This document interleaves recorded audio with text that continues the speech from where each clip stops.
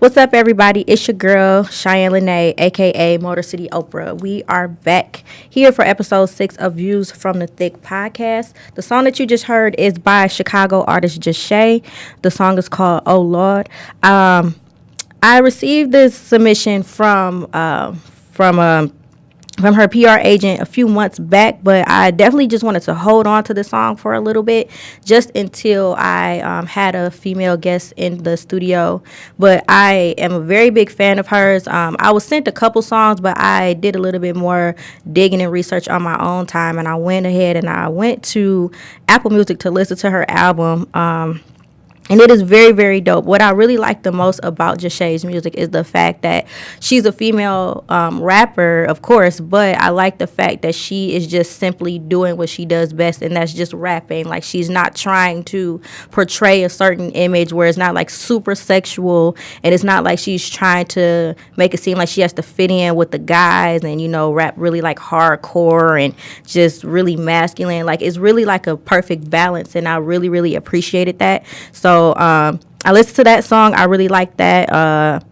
The Oh Lord song, the No Problem song. There's a couple other songs on her album. It's called IDE, and her name is Jashay, Jushay. I definitely encourage you all to check out her music. It is very, very dope. And again, she's a female rapper from Chicago, so whenever you get the moment, definitely check her out. Her SoundCloud is Jashay, soundcloud.com/JUSHAY. She also has a YouTube and Twitter, but her Twitter is Jashay Signature. And, you know, you can definitely check her out and see all of her projects and things that she has going on there. I am joined in the studio today by a very special guest. I'm so excited to have her here because obviously Detroit is just I guess, big market for lookalikes here. You know, you all know me as the Oprah, quote unquote, lookalike, but I have another lookalike in the building. Can you please introduce yourself to us? Hi everyone, I am Brittany Williams, and I am referenced on Instagram as the Beyonce lookalike, so here I am. Yes, thank you for coming through today. I definitely appreciate it. And when I post this video, you all will definitely be able to see where the rest of the world is seeing this resemblance. I can definitely see it. As soon as you walk in, I was like, whoa, that's crazy. But yes, I definitely appreciate you being here today. Little icebreaker really quick, my Shy Five. Just wanted to just maybe touch on just five black women, celebrities that have, you know, that you may admire or that have influenced you in your career path and things that you're trying to do. Is there anybody in particular that you really like? I would definitely start off. It's very coincidental that you consider yourself the Black Oprah because I'm a huge fan of Oprah. Just because our backgrounds are very similar, and how we definitely come from humble beginnings, and the fact that she's from Mississippi. I'm from Mississippi. Most people think that I'm a native of Detroit, but I'm living here. And it's just everything that Oprah is about. And I was also influenced by a Detroiter, Aaliyah. Oh. So everything from my persona, I define myself as being very androgynous. So I just have that tomboy edge to myself, and the fact that I'm lanky. So I grew up trying to make myself Aaliyah. So it's just everything about her aura. She's very cool, very down to earth, very reserved, can get along with everybody, it seems. Never did I see in her history of just being here that she was diva. Right. And I'm not diva, you know. So we like to look good, and we're very comfortable in our own skin. So she just really motivated just where I wanted to be as a woman, her and Oprah. And then I would have to go to the things that I'm trying to do. I'm a fan of Angela Bassett. That's dope. Her acting skills, her resilience, the fact that she's very educated, and maybe it's not something that we will remember every time we see her on the screen, but it's the fact that it's back there, and she doesn't have the need to like put it out there for people to get it. You know, it's just like, if you know, you know. If you don't, you don't. You know. But at the end of the day, I'm acting right now at the moment, and if you want to understand my journey, how I got there, then you would look at, you know, the history of like how I became who I am. Right. And then Viola Davis, love Viola. I really love strong women that kind of have a sense of like humbleness to them, and that they're still like pushing through barriers, you know, to make a win for all of us. And then lastly, Beyonce. I think people were waiting on that one. I do. I'm really inspired by Beyonce, but it doesn't come from anything that she does musically. I just really like the woman that she is. So, and all of the women that I've even mentioned to you just now, it's something about them, how they move, who they choose to be to their husbands, to, Oprah has a partner, of course, but just how they choose to be about their craft. And for me, I'm very sensitive about, like, my creative side, and also just a woman I like to represent. Okay. Very free, very, like, reserved, not too much, some mystery, and also for the fact that I'm just... I'm noble and loyal, and I think that everybody can see those type of aspects from me. Yes, absolutely. Those are definitely 5 wonderful women to choose. For myself, I would say my personality is like is very different than like a lot of like the females that I'm around constantly. So one person that I really like, and I'll start with her because I always call her my shero. She's actually like, I would like to say like a local celebrity because she lives here and she works out of Detroit. She's on the radio. She was a radio host. Her name is Sugar Ray. I love Sugar Ray. Like, she is awesome. Like, we're Facebook friends. She's very humble. She's very personable. Like, I remember before I started my podcast, I reached out to her even before like the whole Oprah thing even started. And I was like, I love your post. I love the things that you talk about. She loves music, like all aspects of it. And she talks about like sports and different things that are commonly talked about amongst men, just like, with my podcast. And she really like has like very strong, valid arguments and points, and she just knows her stuff. Like, I really love watching her, and it's always awesome to see that, I used to feel different or like an outcast when I was younger because I'm like, I don't really get along all the time with like the females because I like these things. And just to know that, you're not the only female that's like that, it's not weird. It's like seeing her is like, dang, that's what I'm into all these type of things that she's in, and it makes me feel good. And she's a very cool woman, very strong woman. Like, I really love her. And also too, kind of in the same sense, and it's funny because she's younger than me, Teyana Taylor. I love Teyana Taylor. I love her style. I love the woman that she is. Also, like you said, to her husband, and like her family aspect of everything, like how she portrays herself in the media as an artist, as a mother, and as a wife. Like, I love her style. Like, she can, one minute she can be very tomboyish with like the sneakers and things like that, but then she also knows how to turn her sexy on. Sometimes it might be in the same day. Like, I really love Teyana Taylor. Also to Oprah, of course, and then like listening to her speech last week, just a lot of things that she was talking to in her speech that really like hit home for me, because I've been through a lot of things that she was preaching to, and her constantly reiterating, like, these things are okay. If you're going through this, it's okay to speak on this. Don't feel like, because you're in a certain position, like that you have to be mute or be quiet about certain things because you're trying to make a way for, your kids, or, you have this going on, so you don't want to talk about that because that might ruin this or something like that. Like, it's okay to live out your truth, and don't be afraid to speak out, especially as a woman. So she definitely plays like a great influence on my life. Also too, and it's kind of weird when I always say that I'm influenced by her, I love Amber Rose for a few different reasons. I love the fact that Amber Rose is, no matter what we may agree or disagree with, one thing about her, she's always true to herself.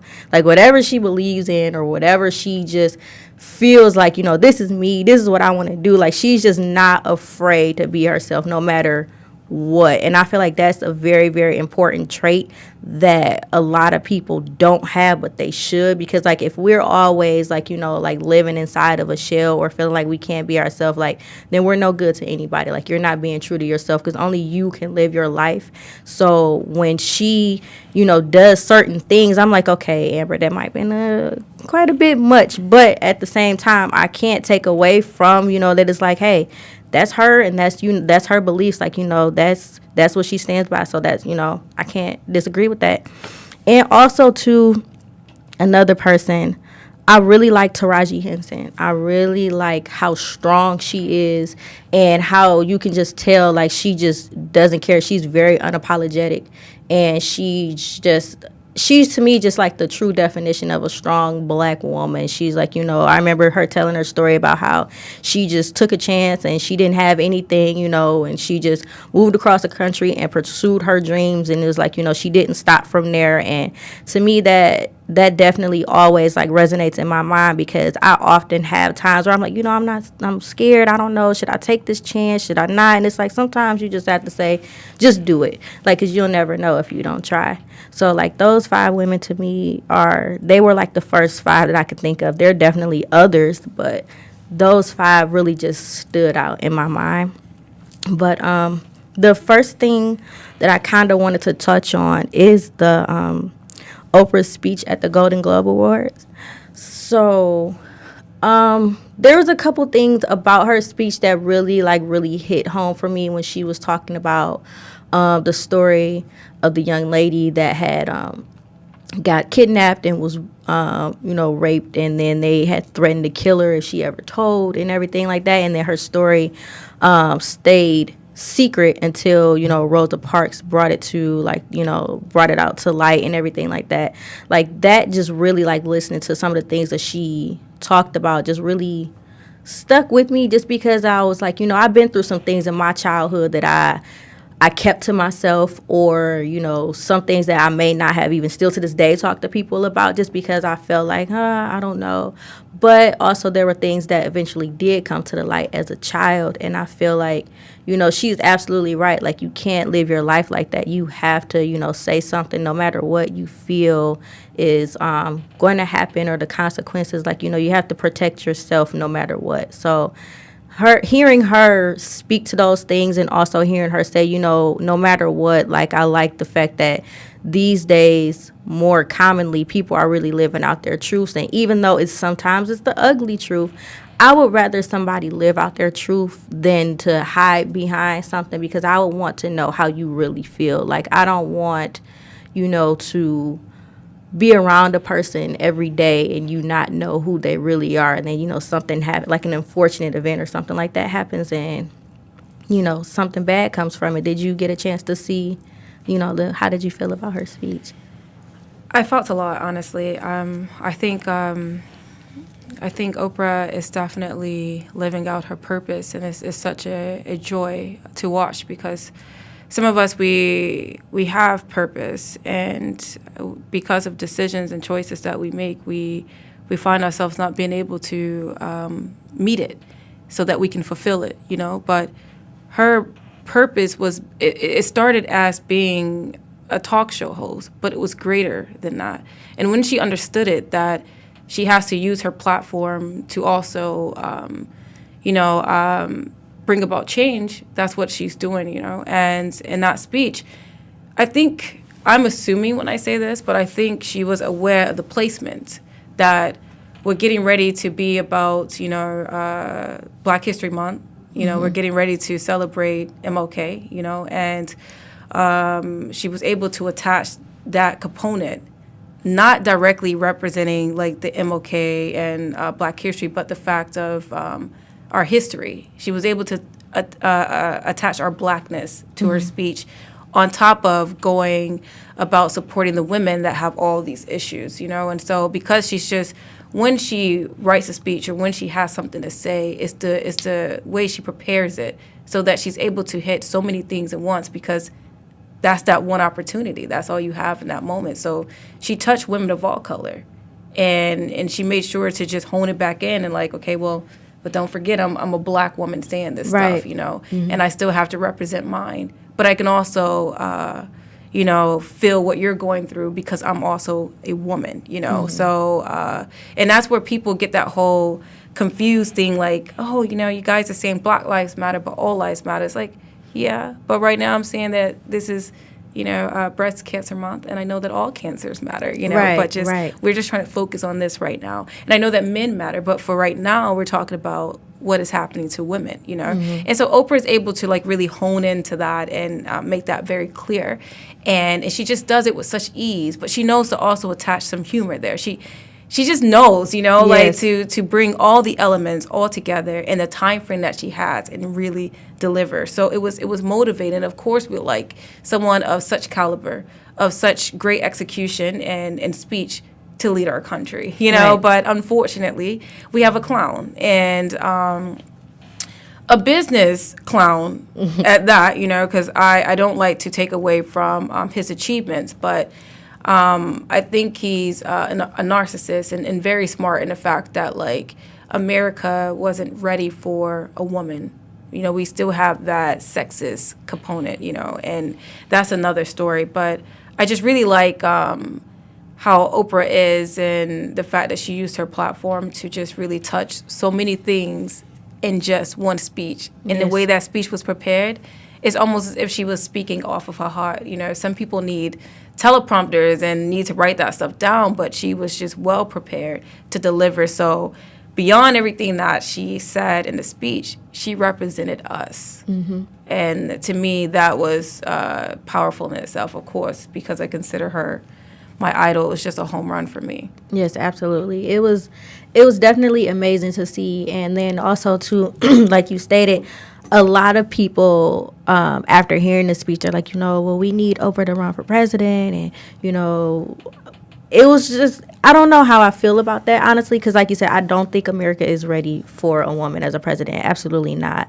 And then it's also, too, it's not like she's not just a woman. She's a black woman. And so I feel like with that, like going from, it's like, okay, we had Obama, then we're going to who we have now, and then to go to Oprah, it's like, oh my goodness, like that's just really gonna like have the U.S. in just like an uproar. Like I can't even imagine. Like I would absolutely love to see someone of her position of power and of her caliber to run our country, but it's all a matter of, are we ready for that? Like I don't know. We're not really ready, and I think that when people took off with it, it was done in a facetious manner. I don't really think that they're saying we really want, Oprah to run for president. They're just saying that what we have is such a joke that, just even with Oprah's ability to execute, being aware, being woke, and tying in so many issues at one time, and not forgetting she has a nurturing vibe. I don't know if you feel that, Right. but like, it's funny, she has no children, but she can nurture a crowd as if they were all her children. Right. And so when you have a position of power, you need someone to be able to have that component to themselves, because they have to touch and be able to relate to the fact that you're suffering. The fact that, yeah, my son is over there fighting for this country. He might die. I might not see him again. Can you relate to that? Can you make, policies and laws that can protect that, or that can end this stuff rather soon, so that I can have something that belongs to me, We don't have a president that is concerned about those things. We have a president that's more like, y'all ready to pop off? Because I am, like type of stuff, like I'm ready, So I'm just saying, I didn't really think that they meant it to be like for real. It was just like anything is better than what we got right now. Absolutely, I completely agree with that, because he is an absolute joke. But it's crazy because like I remember. Like, and I don't want to give this man too much light, but I remember, like, before, like, when the races to the White House were going on, and everybody's like, there's no way he's going to be our president. I don't even believe that. In the back of my mind, I always felt like they're going to put this man in the White House. Like, but, that's neither here nor there. I just pray, that we've survived a year with this man. Like, let's just try to get it through this, Oh, God. But, so, moving on, H&M. So this whole issue with H&M, and then the little black boy wearing the hoodie that says, coolest monkey in the jungle. I'm kind of like on the fence about it, just solely because of like, okay, I see different headlines and I see people's views on it, and a lot of people are saying like, well, it went through so many different hands, like how was dismissed and all these different things. It's like, well, we really weren't there. We really don't know who hands it went through. Like, I highly doubt that it went to somebody like super super high up that, you know, had something. I don't know, like it probably went through like a little small room of people, like creative people and like, you know, publishers and things like that. But I highly doubt that it really reached the top tier that people are thinking that it went. Like, it wasn't at headquarters, it wasn't at the corporate like CEO's office on his table. It was just like, you know, of a couple people from the website, like the website designers, or like maybe even just the photographers and the people that were gonna be at that photo shoot. Like, and then maybe somebody made a messed up decision, or could it have been like no malicious intent at all behind it, where like, because this was over in the UK, it wasn't in the US, they may view things differently than we do, and they're just looking at it as like, you know, well, you know, we got these hoodies, they're in these colors, they have these messages on them, we have this boy, that boy, I want him to wear that one and him to wear that one, not even thinking like, oh shit, like this may be wrong, or like somebody may get offended, because like that typically does tend to happen, where some things come out that are completely innocent, and you know, just because how our minds are already trained to think, we're like no, and then they don't have that mindset. They're just like, you know, we look at all things as equal, or you know, all things just, we don't see any color, any gender, or whatever to make a, you know, the case may be. It's just like, okay, this boy put this hoodie on, we posted the picture, and now like the whole, you know, world is in an uproar. And it's like, you know, I don't know exactly how I feel about it. Like, if I 100% feel like it was intended to be completely racist, it could have been. Or if it was just one of those things where, you know, over in the UK, they did something with not, you know, anybody else in mind other than themselves, and then they just posted it, and then we reacted because of how we are over here, like, hey, that's messed up. So, you know, it's just, I don't know how I feel about it.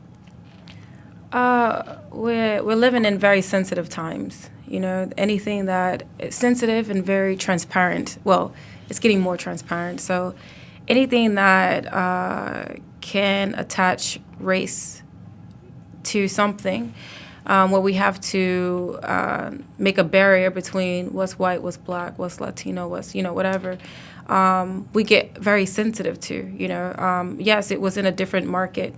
It was advertised to a different market.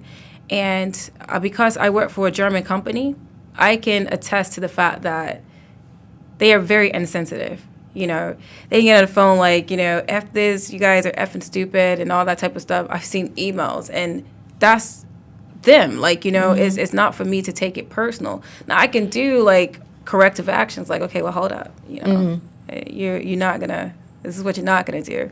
But however, that's a teaching moment, you know, and like you said, I know because I'm in supply chain that it only hit a low level. I know that no one in corporate has the capacity to consider all the millions of different merchandise that they're trying to put out into and segregate them into whatever market. Oh, let me look at it first. Like, no, they don't have that type of time, you know? So they really do count on the intelligence of people on the bottom to really make these type of decisions. And can a mistake happen? Yes. Could all the boys have been in a room and then they decided to choose whatever hoodie they wanted? Right. Yes. You know, there's so many variables that we're not considering, but what we are considering is the end result. And the end result was you have this black boy and this hoodie saying coolest monkey, I think in the zoo or something like that. Yeah, something in the jungle or something. Yeah, in the jungle, yeah. You know, and because we're sensitive over here and we understand our history and we understand that we were referenced as monkeys, you know. They expect the UK to know it because all of it started from the Europeans first. You know, the whole America is foreign. The only people that are, you know, indigenous to America are the Native Americans, you know.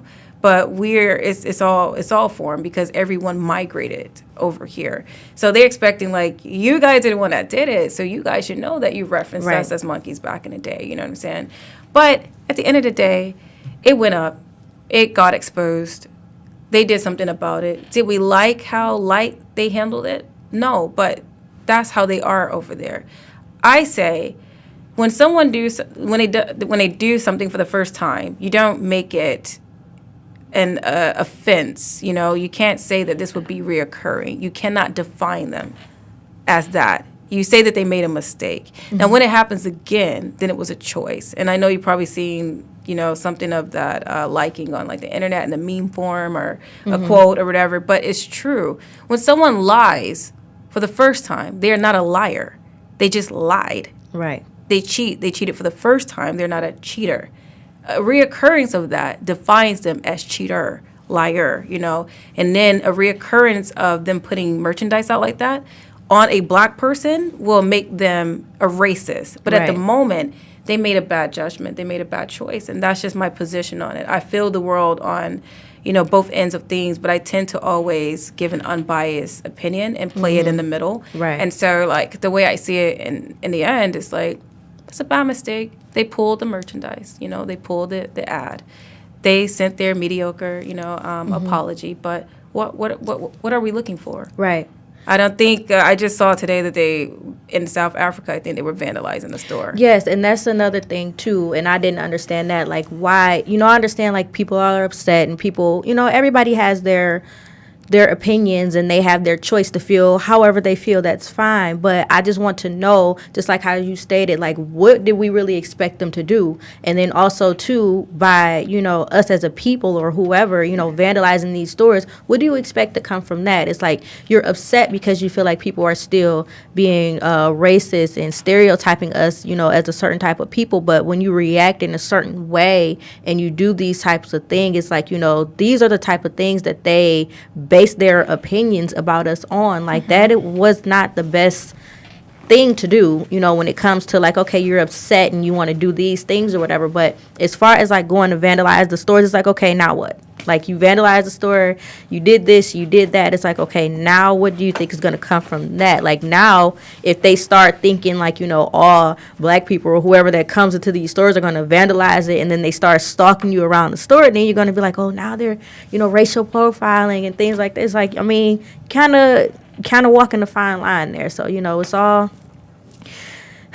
how you react and how you handle situations. And, you know, I feel like you said, the way they handled this was very mediocre, but at the same time, it's like we really can't have any expectations as to how they were going to handle it, because they probably didn't see anything as an issue in the first place. And if they don't see an issue with it, it's like, okay, well, I guess they want us to say, I'm sorry. So, hey, we're sorry. So yeah, it's like, I think we forget when we're angry, mad, or we don't like something, we forget to think a little bit further. What do we want?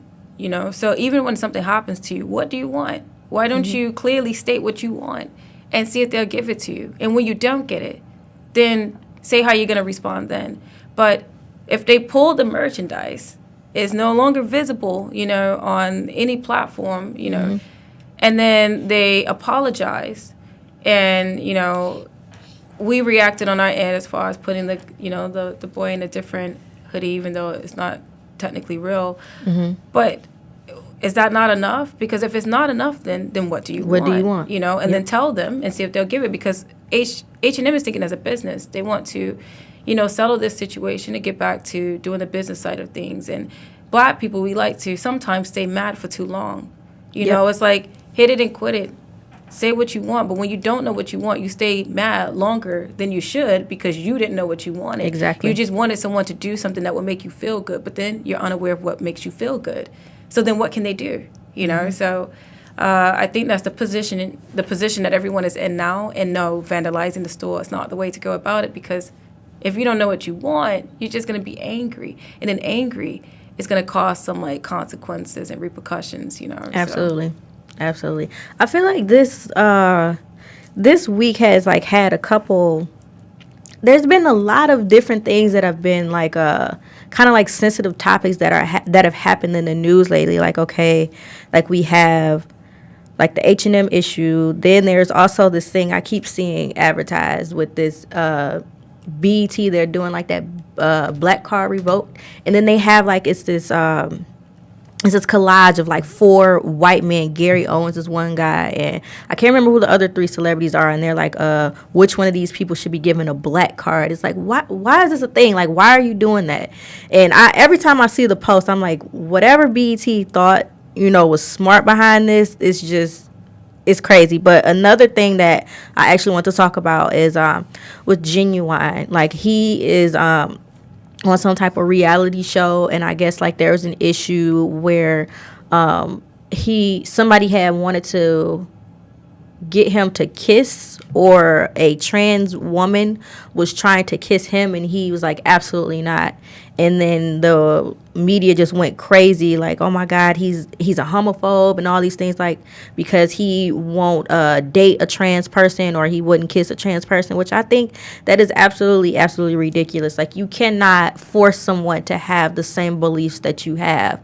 Like, I understand, trans people, they view themselves, and me too, like, I support the community and everything like that. Like, I understand what you see yourself as, but you also have to understand that not everybody will agree with you, and you have to be respectful of that as well. Like, just understand that, stay true to who you are, but you can't get upset because somebody's like, oh, okay, well, you're over there, I'm over here, let's just keep it that way. Like, you can't force somebody to accept something or agree with you. It's just, we're all entitled to our own opinions, and this should just be that. So the fact that everybody reacted the way they did, calling this man a homophobe, like, I absolutely think that is not fair. Like, you can't force that. If that's not what he's into, you can't force him to be.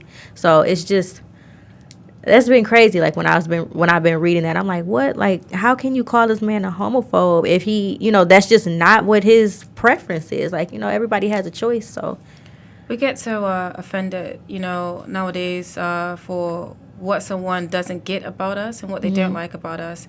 Quite frankly, for me, if there's something you don't like about my blackness, you're not for me. And why do I have to care? When I start caring, then I'm unveiling my insecurities. I unveil that I have a problem with myself because I want you to accept me. I want you to like me. Exactly. No, it's like, you can say whatever you say. You can feel whatever you feel. And at the end of the day, I'm going to tell you that you're right because it's your perspective. And from me just even climbing in the way that I did, social media-wise, I've caught a lot of flack from that, But if you also have paid any attention, I've never said anything to anyone because I feel like whatever people have to say, you're correct. But whether or not you have the power for it to affect me, no, because you're not important.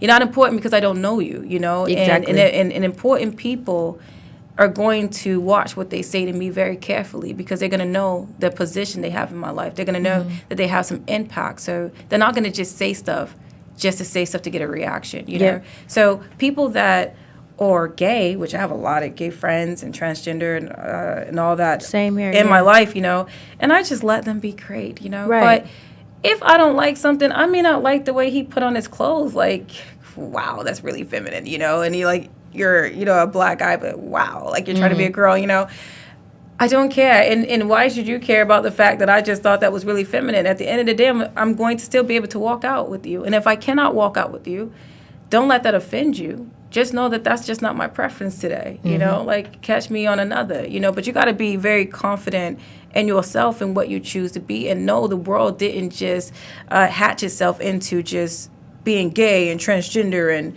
confused and, sexually fluid. Now, that we didn't. In these times, there's a lot that now we have to accept. There's a lot. I'm scared to have a child. I'm like, I don't know what my kid's going to see on TV. Like, you might just turn around and see, like, 2 people kissing and mom, what is that? I want it to be okay because I have my gay friends, but at the same time, I have my religion, and I kind of want to raise my kid according to that doctrine.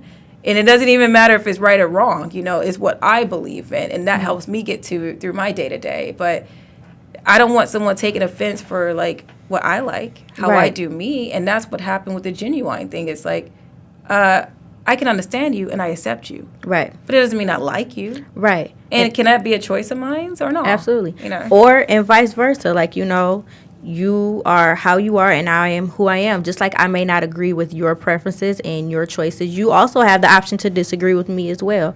And I like that you also brought up earlier where, like, when people with the social media thing, like, people will try to intentionally hurt you or say things to try to get a reaction out of you, and then it's like, you can't make me be offended. Just like when everything started happening for me, when I first went viral with the whole Oprah thing, like, people were coming at me like, you're not offended, like, people are saying you look like Oprah, or the things that people were saying in my comments, like, why are y'all trying to make it seem like this is a good thing and this and that? I'm like, I'm sorry that you may have your viewpoints or you feel a certain way, but she is an absolutely beautiful woman to me. And, nothing that anybody has ever said I have taken negatively. I'm like, if you can't try to influence me to feel how you feel. Like, that's your own opinion. That's fine. You can have that. You're entitled to that. But I don't have to agree with that. And then it's funny because when I went viral, I initially went viral off a guy trying to make a joke about it and trying to be, funny in a negative way.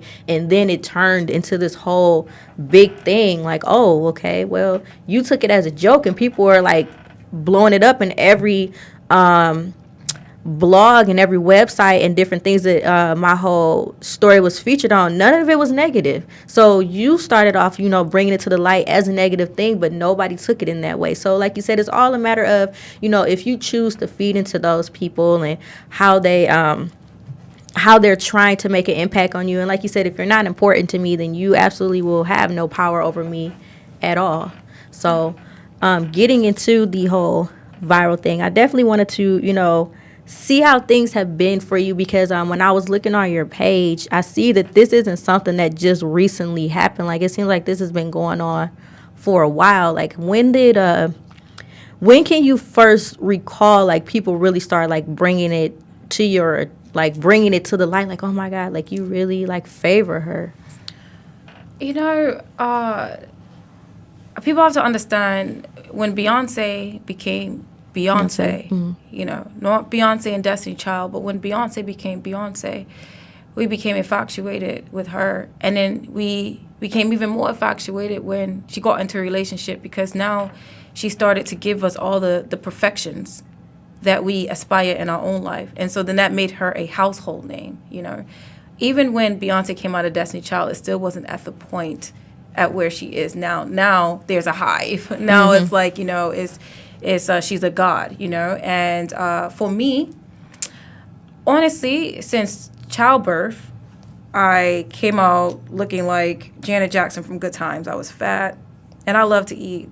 I would get the number 2 from McDonald's with the 2 cheeseburgers and get my supersized French fry, my large drink, and and my apple pie. Don't forget the apple pie. Oh my goodness, but I love to eat, and I was completely happy with that. I was completely happy that I had a little pudge, cheeks fat as ever, and I had my long natural black hair, and they would just say, "You always look like from Janet Jackson from Good Time." And I'd be like, "No, I don't." The only reason I'd be like, "No, I don't," because I didn't even know who she was. You know, like we were very guarded and couldn't watch much of TV growing up. So we kind of just play with each other. And I have 5 sisters, and 1 brother, and so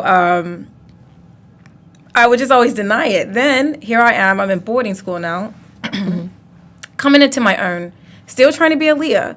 But I'm wearing the boyish like trousers. I have my swoop over my face and all this type of stuff. But now I'm in boarding school, but Beyonce is now like the pretty girl in Destiny Child. And so when anybody references Destiny Child, everybody wants to be Beyonce. No one else, And I started like the talent shows and things that we had on campus, I was just like, I chose to be her in the group. And when I chose to be her in the group, people were like, well, but wait a minute, you actually look like her, And for me at that time, I didn't care. No one cared, So scratch that. We're out of boarding school now. I've graduated. I'm now at Michigan State.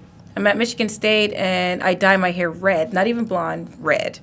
And people picked up on it at that time. But then I still had my freshman 15 and everything else that I was adding to myself and not really caring. I was very free. Get out of Michigan State, where after the red, I decided to just stay straight jet black because I still love Aaliyah, and that was her thing, you know. I got into just furthering my education. I'm working now. I'm working out. And now I have fully transformed into just this bee that's sitting right here. And I took a risk back in 2011. And I said I want to wear my hair blonde. Mm-hmm. And I just want to see if it looks right on me. And then my homegirl that's a stylist named Dominique, she decided to do that for me. Mm-hmm. And it looked nice. And I have not strayed from it since. I always transition back to my black hair because black is just my thing. Mm-hmm. But I like black and blonde. And I don't want someone to tell me that I can't be blonde because I can't. Right. Because it's a reach. I'm trying to look like this woman. No, it's just something that I like, you know. And it was something because I was not on social media. I joined Instagram at the end of 2013. Okay.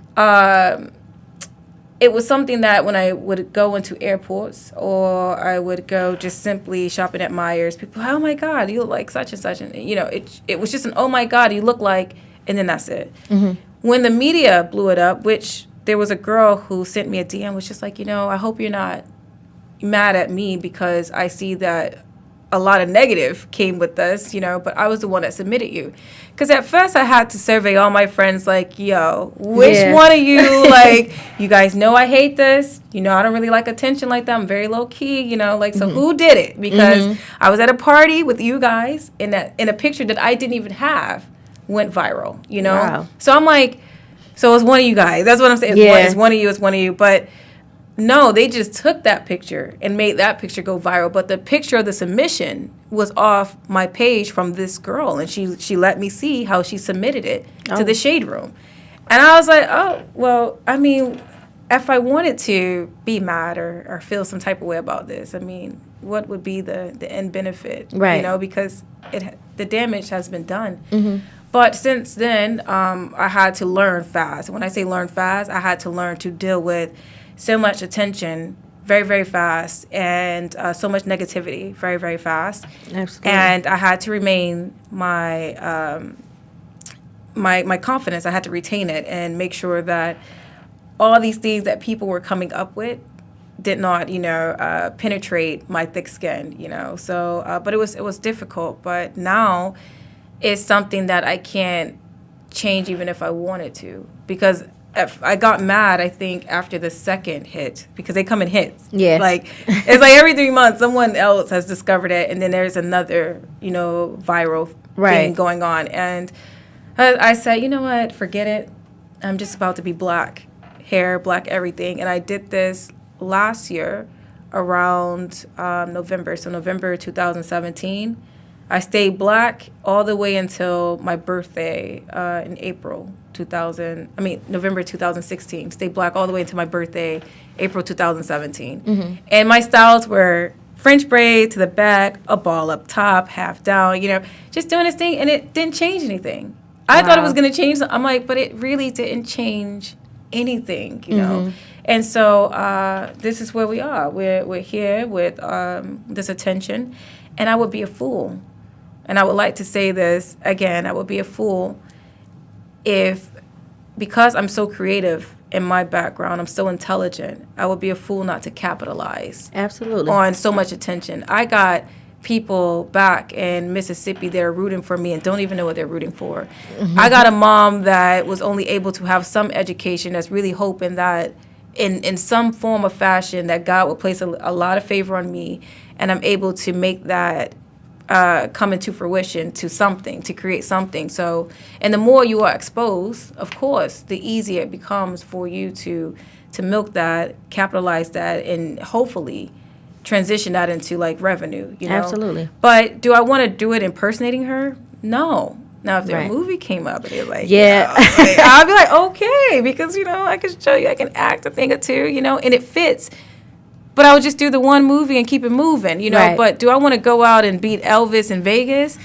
No, I don't want to be the fake Pamela Anderson, or what's the one with the dress, Marilyn Monroe. Oh, Marilyn Monroe. Mm-hmm. I don't want to be I don't want to, Right. because I like to just be myself on a day-to-day, Yes. my stylish, reserved, cool, calm, business-oriented self. Yeah, that's I'm glad you brought that up, because I was going to ask you if, you were offered that, would you want to? Because I have a friend that he was in All Eyes on Me, and he portrayed he was Suge Knight in the movie. And I remember I asked him, I was like, if after that, because he did such a good job, like I really liked his role in the movie, as well as like how they had him, when he shaved his head and everything. I was like, you really, like, you got the Suge Knight look. I was like, what if this catches on so much to the point that anything that requires a role from Suge Knight, they, are reaching out to you? Like, is this something that you would want to continue to do, like, ongoing?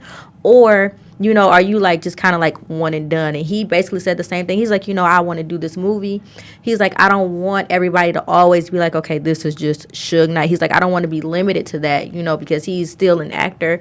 And, he's like, I would do maybe like something else here or there. He's like, but I don't want to be just that permanent Suge Knight. I don't want to be like an impersonator or things like that. He's like, that's not who I want the world to see me as. Like, I'm still an actor, and I'm an artist and things like that. He's like, I want to be viewed in that light, for whatever the role may be. He's like, not just like, oh, Suge Knight, let's get Dominic, every time. And he's like, I don't want to fall victim to that.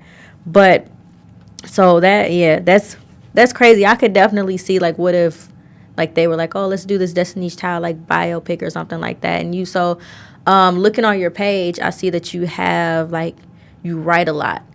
And so this would be something, like, what type of things do you like to write? Like, are you looking to write, like, like books or like movies or?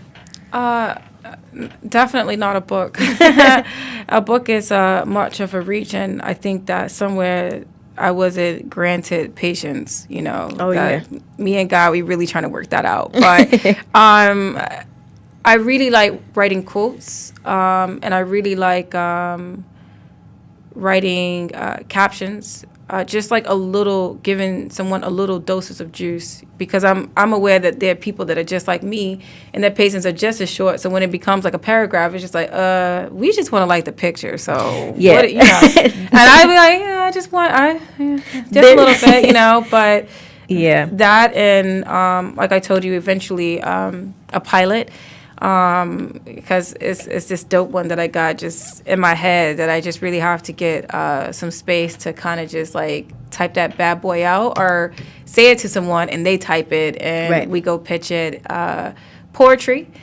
My poetry is definitely off of fantasy, some fantasy, and so there's where it gets a bit erotic, and there's also empowerment. I am a feminist, so I definitely like to represent the women and relationships. I have so many girlfriends and so many guy friends that are just like, what do we do? And in these type of situations, and like, and how things are interpreted like the wrong way, or how we can't articulate properly what we feel. But like, I kind of need him to understand. I kind of need her to get it, And so I write from those type of influences, and in a manner of poetry, captions. Yes. There's this one caption that stood out to me on your page. And it says, the difference between a successful and unsuccessful is that successful people do more of what they say they'll do, say-do ratio. If you say it, do it. Biblically, we're told not to put off on tomorrow what we can do today. Always challenge yourself to do it now. And that really stuck out to me, because I struggled with this so much last year that I vowed to, like, never do it again. Like, I put off so many different things, and I was like, oh, I'll get to that eventually. Or, okay, I kind of, like, got this timeline, like, well, I kind of want to do this. I can eventually get to that. Like, it's like, no, if you can do it now, if you have the thought now, just do it. Because, tomorrow may never come, or, like, you may never get to it. You put it off so far that, like, when you finally get to it, you may not have that same passion, that same energy that you had when you first had the thought.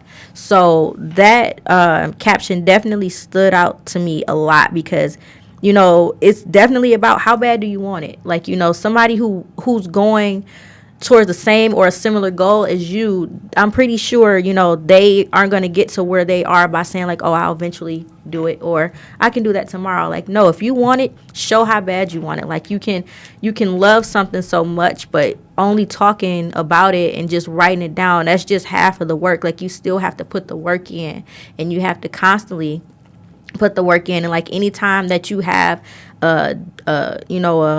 an extra moment to yourself, work on that, like work on your craft. And that's definitely something that was like my issue last year a lot, where like I kind of like procrastinated, and I let the things that I was struggling with like mentally and like emotionally like get to me, where I put off so many different things. And I'm like, oh, whenever I get to it, I'll get to it. But like, now I'm really at the point where I'm like, no, I want this. I know what I want. I know what I want to attain, and it's up to me. Like, I determine my success, nobody else. So that caption definitely stood out to me a lot, because it speaks so much to my life. So that was definitely an amazing quote.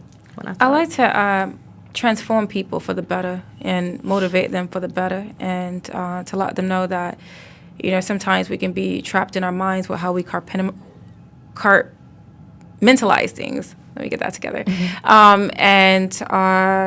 We sometimes put too many things in the bad compartment, and it's not, And so when you have too much stuff over there that you said is bad, then you realize that you have a bad day, But sometimes you just have to just kind of flip the way that you see things. And I do say ratio thing.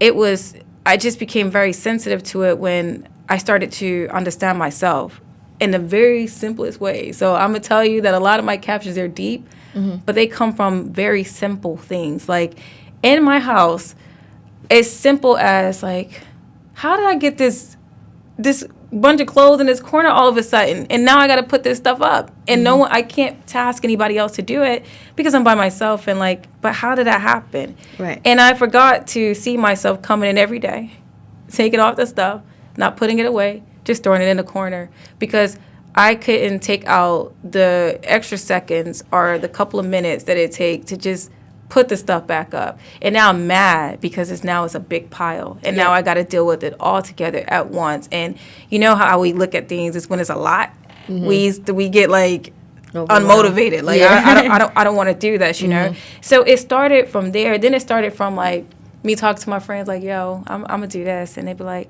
oh, for real? And then they'll come back and be like, they'll follow up like, hey, have you done this? Nah, not yet. Well, not yet. Not yet, And it's just like, but when? Like, because now, not yet, 3 months have surpassed, and you could have kind of already done it, Yeah. So, and then I'm like, man, now they don't really believe my words. And now I'll be like, I'm going to do this. Oh, okay, Brittany, like, we'll see when you get it done, Exactly, yeah. And I didn't like someone making light of my words. Like, no, when I say it, I mean it, But it's like, but how do I translate that? I translate it by actually doing what I say I'm going to do, So now maybe my ratio is at like 80%. And I'm still working, but I want someone to understand now that when I say I'm going to do it, may not happen right away, but I have a time frame that I'm not going to let it go past. So if I say I'm going to call you back, may not happen today. But, in 2 days from now, I'm going to call you. Like, I'm going to give you that message like, yeah, I forgot, because sometimes things happen in life and it can extend, when you wanted to actually do it right there in the moment. But first, have the thought, have the mindset that you really want to do what you say you're going to do. Exactly. And then it will all fix itself. So it really started small, clothes on the floor type stuff, house getting dirty, and I'm the only one responsible. Then it transitioned into like how I represent myself to my boss, my friends, and all that type of stuff. Now it's here where it's just like people say, well, if she says she's going to do it, it's going to get done. And I want other people to be the same way because, yes, people that are successful, they just do a whole lot more of what they say they're going to do. So you can follow up with them and they'll tell you like, oh, yeah, I did that. So that's absolutely true. Well, I definitely want to thank you for stopping by today. I just want to, kind of give you an opportunity to give everybody, if they wanted to follow up with you and follow you on social media, where can they find you at? You guys can find me on Instagram. I'm not on Snapchat as of yet. I'm about to make that move, but for right now, it's Instagram. It's SUR__B. And I heard that if you were even looking for Beyonce, my name would just pop up. Like some algorithm that the Instagrammers put inside there where like things are just like popping up now. And so even if you struggle and you put in the 1_, somehow you'll still be able to find me. But yeah. Okay, cool. So everybody follow me, of course, on Twitter and Instagram. My Twitter is Caramel Apple Shy, CHEY. Apple, of course, has no E.